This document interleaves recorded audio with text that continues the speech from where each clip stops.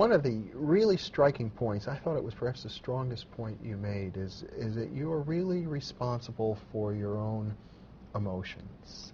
That, for example, your teacher in your book would constantly do things to show you up, to humiliate you, even when you thought you were being very proud of yourself.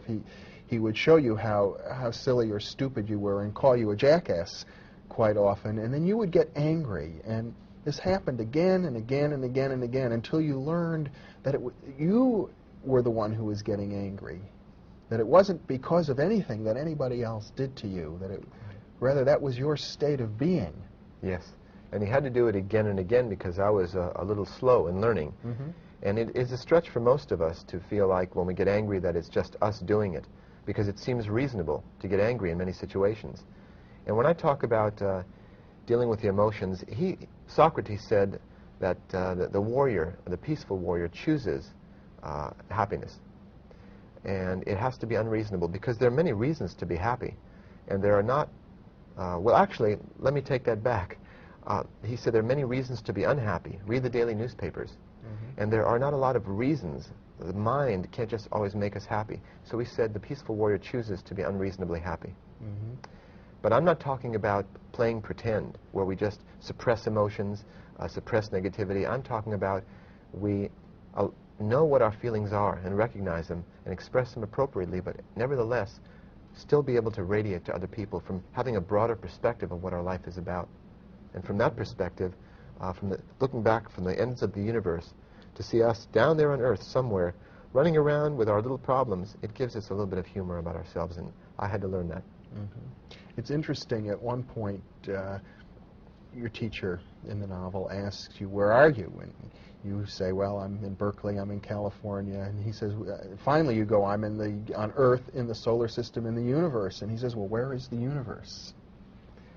His point was, we ultimately don't know anything. We've gathered facts and opinions and beliefs, but this world still is a mystery. And that is what he was trying to convey in that situation. He also asked me what time it was, and naturally I looked at the clock on the wall, and he had to remind me the time is here, the time is now, and the place is here. Mm-hmm. And there was this exquisite sense that this fellow, who you called Socrates, being at home in the universe, could be in a gas station or a garbage dump or anywhere, and he would be at home. He would be fulfilling himself. Mm-hmm.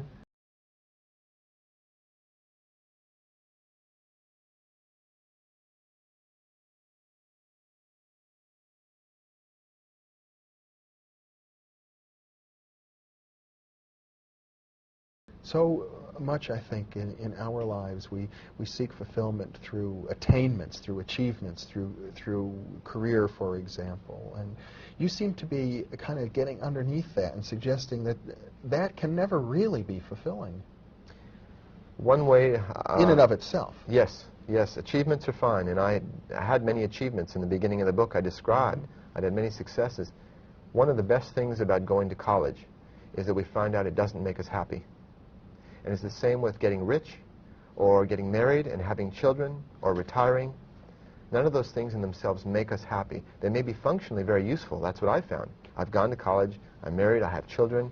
Mm-hmm. But none of those things in themselves will make us happy.